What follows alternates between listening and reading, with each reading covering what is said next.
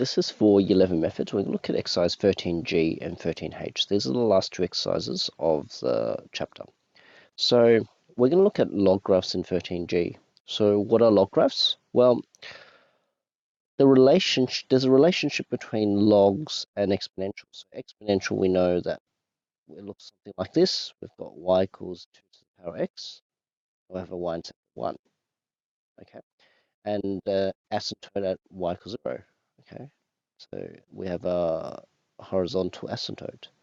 Now, if I were to reflect it along the line y equals x, then we have something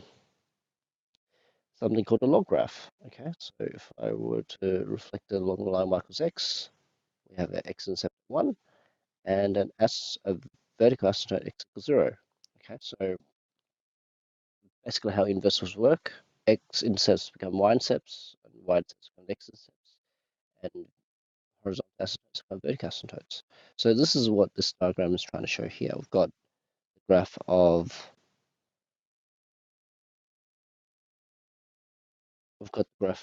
y equals 2x here, and we've got the graph of y equals log 2x there. Okay, so they're inverse of each other. Now, how do I get the inverses of logs or exponentials? Okay, so it's really simple. If I have this equation here, y equals 2x, remember the process of getting a inverse, you swap the x and the y. Okay, so what was originally y here, becomes an x here, and whatever was an x becomes a y there. Okay, so then you have to make y the subject. How do you make it a subject? Well, you have to turn to log form. You've got the answer, the base, and the index. Remember, you go log, so log base 2, the base is 2, the answer is x, and equals the index, which is y. So y equals log 2x. So you can copy this down in your book. That'll be good. So the key was you to get this as y as a subject, then you must make sure you change the exponential form of the equation into log form, and then you'll manage to get y as the subject. On the next slide, I want to find the inverses of these. Okay, so I want all of you, before you listen to the rest of the video, have a go at these yourself. Okay, let's see if you can do it yourself before listening to my answer. Okay, so pause a bit, or you can pause the video and I'll go through A and B with. So the inverse of f of x equals 10 to the power 2x. So we've got y equals 10 to the power 2x. You swap x with y. Okay, so what was y now becomes x. What was x now becomes y. I want to rearrange it, so I get y as the subject, so I change it to exponential form, log form, sorry. Change to log form. So what's my base? Well, I know log base 10, because the base is 10. My answer is x, and my power is 2y.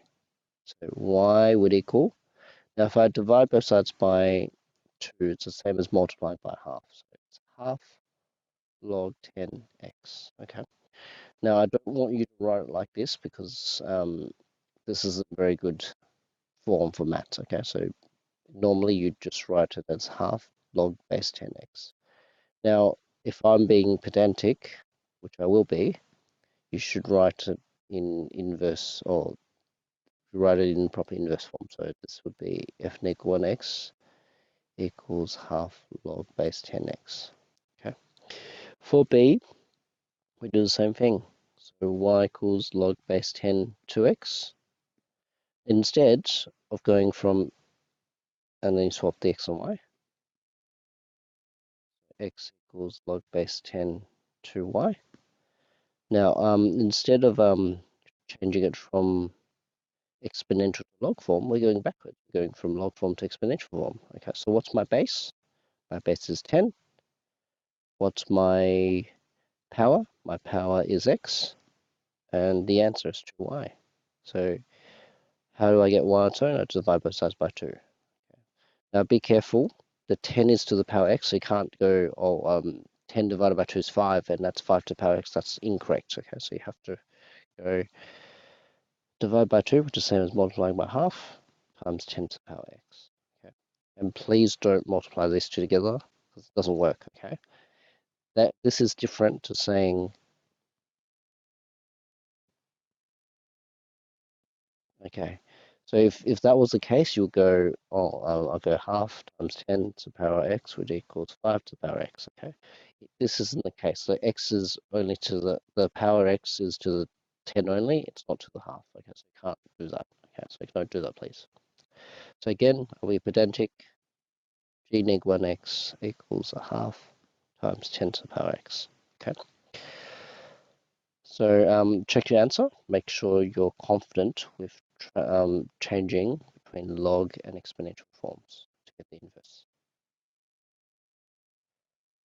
Next part, could I ask you all to copy this down? So base case of a log is this shape. Okay, so we've got an asymptote x equals 0. So I know this looks like it's touching the axis. It's not meant to be. Okay, so you're meant to have a shape that looks like this. You have an x-intercept at 1, okay, normally for the base case, and asymptote at x equals 0. Now, I want to talk about this part in particular. The graph is obviously going down forever, but it's also going up forever. Okay, it doesn't look like it. It looks like it's going to flatten out, but no. What's happening is it's increasing, but it's increasing at a very slow rate. So eventually it will go up to infinity. Okay. So when you talk about the range of the graph, the y values you can take, it goes from, it's all reals. Okay. So it goes down below forever, it goes up forever. But when it's going up, it's just going up very, very slowly. Okay. And the domain will obviously be from 0 to infinity, but not including 0 and not including infinity. Okay, so another way of saying it, it's the real positive. R plus is the domain. Now, let's talk about reflections. Okay, so if this is log base 2 to the power x, then negative log base 2 to the power x would be reflected in the x-axis. So it looks like this. So we can draw an arrow just to show you what it looks like. If I have a log base 2 negative x, so the negative is internal, then this is a reflection in the y-axis. Okay, so there's a difference between the negative outside and negative inside. If you have negatives on both inside and outside, it's a double reflection. So you reflect in the x-axis first, and then you reflect in the y-axis. So again, pause the video, copy these notes down. So it's really important that you get the basic shape of a log graph. Okay, once you know the basic shape, you can draw any other log graph. Going to the next slide now. So I want to sketch the graph for each of the following. Now I want to highlight this point. Because log graphs only have vertical asymptote, up-down movements will not affect the location of the asymptote of the graph. The only type of translation that affects the vertical asymptote is when you have a left or right translation. Okay, so if you move the graph left or right, that will obviously affect where the location of the asymptote is. So for A, because we've got negative 3 with the x, we think of the opposite. Okay, so if I have x minus 3, it means the graph has moved 3 to the right. Okay, so my vertical asymptote, you always draw the vertical asymptote first, is at x equals to 3. Now, I know this is going to be a positive log graph, so I'm going to have something like this. Okay, and I just need to find the x-intercept, and I need a second point. Remember, if I don't have both x and y intercepts, I only have one of the intercepts, I need to get a second point. So to get the second point, well, I did look at the x-intercept first, so let's do x-intercept, y equals 0. So 0 equals log base 2 x minus 3. How do I solve this? I convert to exponential form. So I convert to expo form. Now draw arrows, so 2 to the power 0 equals x minus 3. So 2 to the power 0 equals x minus 3. 2 to the power 0 is 1. You got x minus 3, so x equals to 4. Okay, so x equals to 4. So that's 4. Now, I need to choose a second point. Okay, and you've got to be smart about this because we're dealing with logs here. So second point, what do we let x equal to? If I let x equals to 1, that doesn't work because there's no graph at x equals 1, which makes sense because the log of a negative number doesn't exist. I can't choose 3 because that's where the asymptote is, so it doesn't exist either. If I choose x equals 5, so why would I choose 5?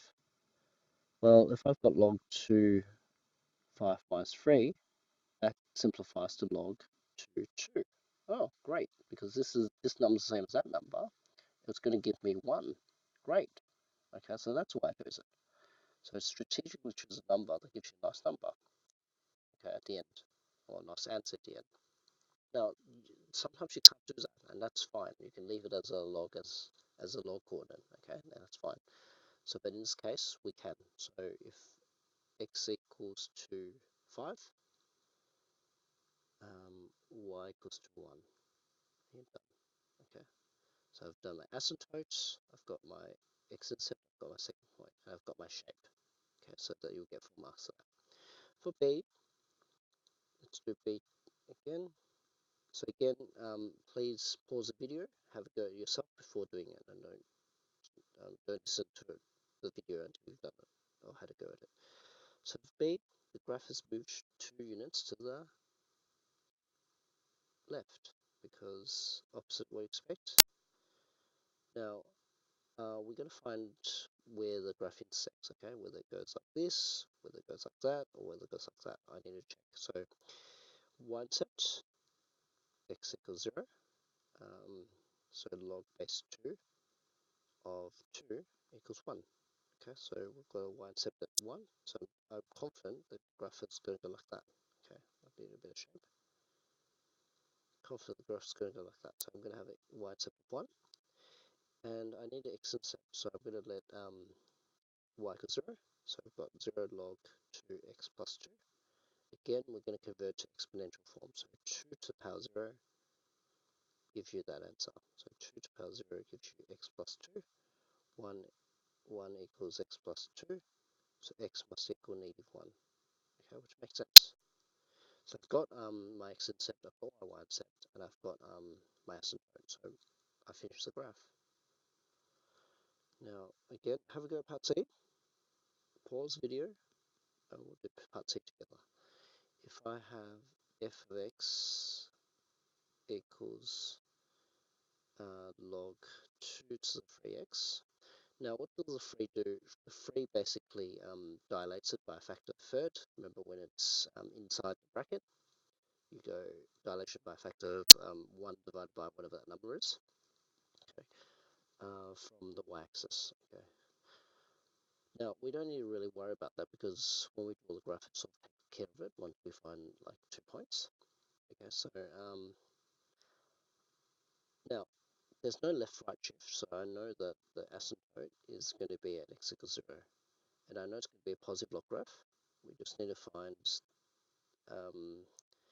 x-intercept and a second point. So x-intercept y0, so 0 equals log base 2 3x. I'm going to convert to exponential form. 2 0 equals 3x. Oops, 2 to 0 equals 3x. 1 equals 3x. X equals a third. Okay, so this is a third. Now I need a second point. Now we have a problem with second point. Like I can't choose a number that's going to be equal to base something to the base 2 or easily equal to base 2. So I'm just gonna leave it as like x. I'm just gonna choose x equals 1. Okay, just for convenience. Like sometimes you can't be smart about it and choose something that works. Okay, in this case it won't work. So x equals 1, y equals log base 2 of 3. Okay, so when x equals 1, make sure it's proportional. Okay, make sure it's proportional. So if this is a third, 1 would be around here. So 1, and you just got to leave it as a log base 2, 3, and that's fine. Okay, so I've labeled all I needed to label, and you'll get full marks for that. Okay, exercise 13H is about exponential models and applications. Okay, so this will be relevant to your SAC, right? SAC will be calculated aloud. So, okay, let's talk about exponential growth and decay. So in the following, we consider A as a subject of exponential change, let A be the quantity at any time, and AO be the initial quantity. So this is not a variable, this is a constant, okay? B is also a constant. This is like your Y, this is like your X. Okay, so that's your variable, that's your variable. AO is the initial quantity and B is the positive constant. So B is greater than 1 represents the growth. Okay, so if the base is greater than 1, then we have growth. So growth of cells, growth of population, and growth of money in the bank. Okay, so these are all models of exponential growth. We do have B's that are less than 1, okay, but not negative, but less than 1, like between 0 and 1. So this is to do with radioactive decay or cooling materials. So when you cool like a jug of water, boiling water, what happens is you start at 100 degrees and it slowly decays to, whatever the room temperature is. So let's just say that's 25 degrees. Okay, and you have acetone. You still have acetone there. Radioactive decay works the same way. So you have a radioactive substance, weight in grams, drops down slowly to 0. Well, not to 0, but it decays slowly to very, very low mass. It would never really go to 0. Okay. So I want you to copy this down, determine the rules for exponentials. So sub in what you know to the known rule. And this is pretty much a formula you need to remember. Okay. They might give you a formula that you need to find, but or they want you to use, but if you're not given a formula, you always use this formula: y equals a times b to the power x. Okay, so this formula is going to be sufficient for most exponential questions. So use a class pad. So how do you find a rule? By using the calculator. So go spreadsheet, highlight, regression, AB exponential. Okay, so you want AB exponential because there's another type that we haven't learned yet. We won't learn in year 11. So write this down and remember the steps. So let's go over like a hardish question. Oh, well, we'll go for a simple one first. Okay, so if a population was to grow exponentially, so we know it's an exponential model, having a population of 4 after 1 second and 20 after 5 seconds, find a rule to represent this. Okay, so these are like data points. Okay, population is like your y, and seconds is like your x. Okay, it's always going to be like this. Time is usually going to be your x variable, and population is always going to be your y variable. So you've got a set of coordinates. You've got when the population is 4, so when y is 4, x is 1. Okay, when um, x is 5, y is 20. Now, what you want to do is you want to use a regression to solve it. So what I did was I put this on a spreadsheet. I put 1, 4, 5, 20. Remember the x coordinate first, then y coordinate, x coordinate, y coordinate. I go to highlight it. So remember to highlight it. Go calc, regression, and you want AB exponential regression. Okay, so that's really important. Okay, not this one. You want that one. Okay. Now your final model would be y equals, if y is a population, 2.67496 times b, which is 1.495348, x like that. So that'll be your final model. Now I try to put enough decimal places because it's very important for accuracy. Now next slide. This was actually a question. Now plutonium has a half-life. Now let me explain what half-life is. So half-life is basically the time it takes for a radioactive substance to decay to half of its original mass. Okay, so if this was 10 grams, then the half-life would be when it reaches 5 grams in mass. Okay, so what radioactive substances do is that um, they're very unstable substances, so over time they break down. Okay, they break down into energy, and because energy is lost, mass is also lost. Okay, so um, this is why we have something called a half-life. So this would be when, so this axis would be time. This would be when 24,000 years, so 10 years would happen. Okay, so after 24,000 years, it'll be at the 5 gram mark. Okay. Now, obviously, you can keep going half, half, half, half, half. Eventually, there will be an asymptote. Okay, so technically, radioactive substances never go to zero. Okay, so they'll still exist, but they'll exist in small and small and small quantities. Okay, so 10 grams are present now. How long would it take for only 10% of the sample to remain? Give your answer to the nearest year. Okay, so we're actually given two quantities here, so you have to think about this. So you can go y equals a times b to the power x. Remember, that's the general formula you're going to use because it's easy to remember. Sometimes you're given coordinates. Okay, so this is sort of a coordinate half-life. What's half-life? So the half-life uh,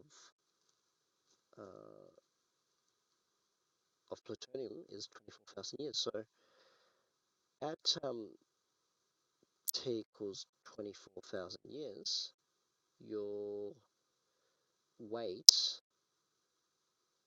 okay, I'm not going to call that t, I'm going to just call that x because I've used x here. My weight is given by, so my weight, y, is given by 5 grams because originally we had 10 grams, okay? So half-life means it's reduced to 5 grams. Okay, so 5 grams. If 10 grams is present now means t equals 0 or x equals 0. So when x equals 0, we have 10 grams. So we've actually got two coordinates, and you know what? You can solve this mathematically, but you've got access to a calculator. So why don't you use the calculator to help solve it? So if I use a calculator to help solve it, so I go spreadsheet.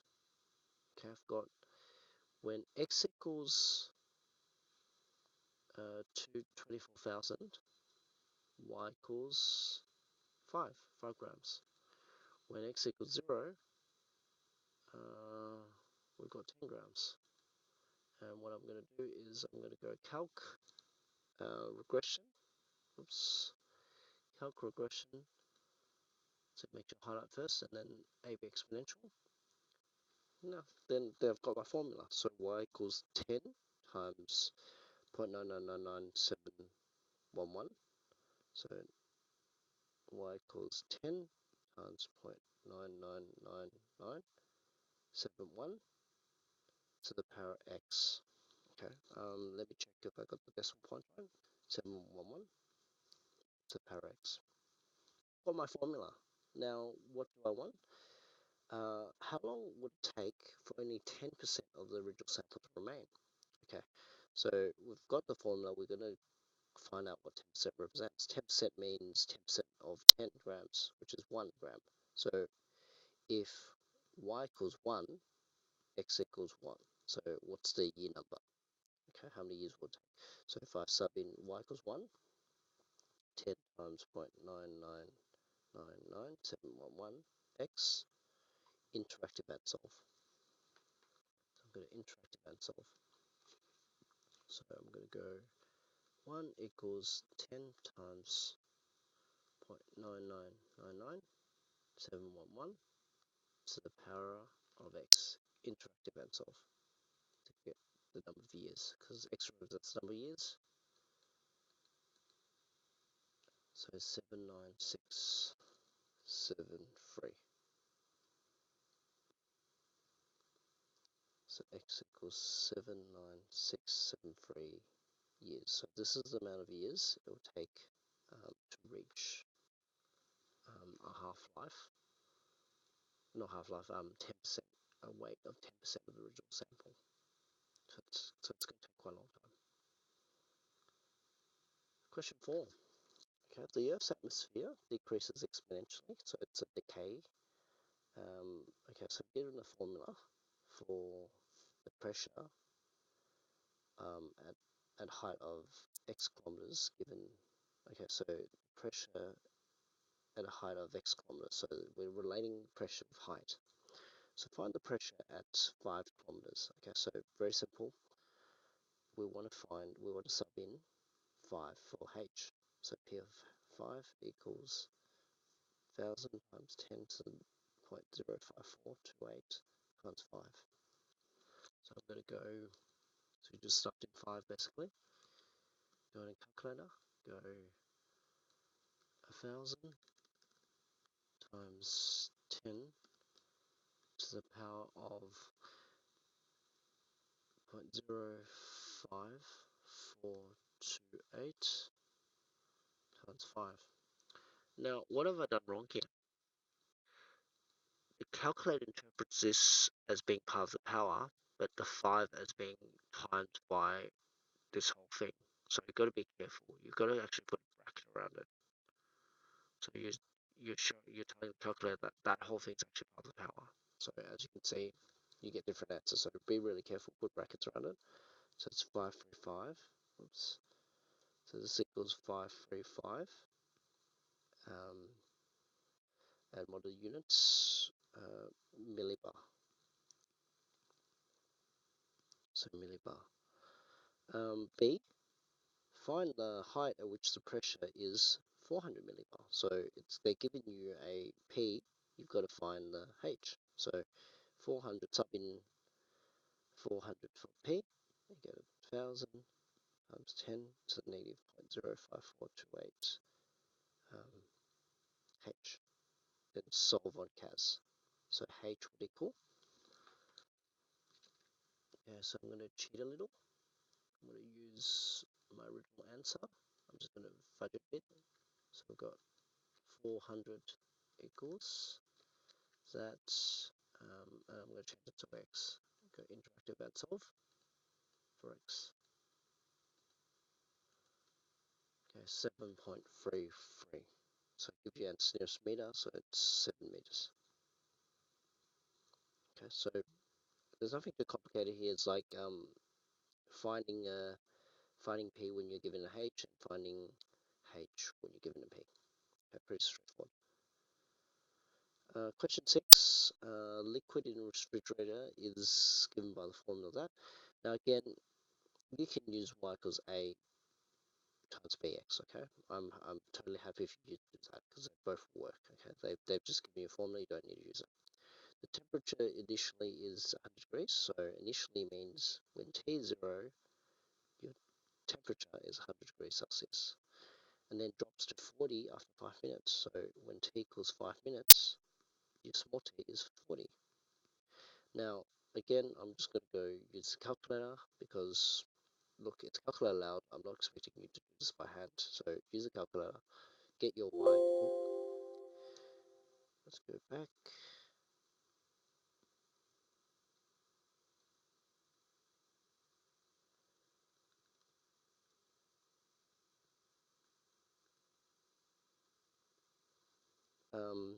Get your formula. So, well, we're not using y's anymore. We're using t, big T and small t. 100 times 0.8325 5532 to the power x, or the power not x, but to the power small t. So find the temperature after 15 minutes. So after 15 minutes, so got the formula. You're just trying to find the temperature after 15 minutes. So after, if t equals 15, big T equals 1. So just use the calculator to solve that. Not solve it, but work it out. Got 100 times 0.8325532 to the power of x, not power x, to 15, to the power of 15, and you should get 6 points. So it says find temperature liquid after 15, so 6.40 degrees Celsius. Okay, so done. So as you can see, you can use their formula. We can use y equals a plus b, a times bx. I'm not fussed. As long as it works and you've got the correct formula, then the rest should be pretty easy. So that's pretty much 13H for you.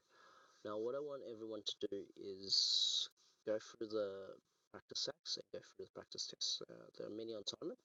Make sure you do all of them to do really well, especially the sack questions. Okay, so the concepts are quite easy, but you've got to be able to obviously use a calculator and you've got to be able to incorporate it. So hopefully that helps.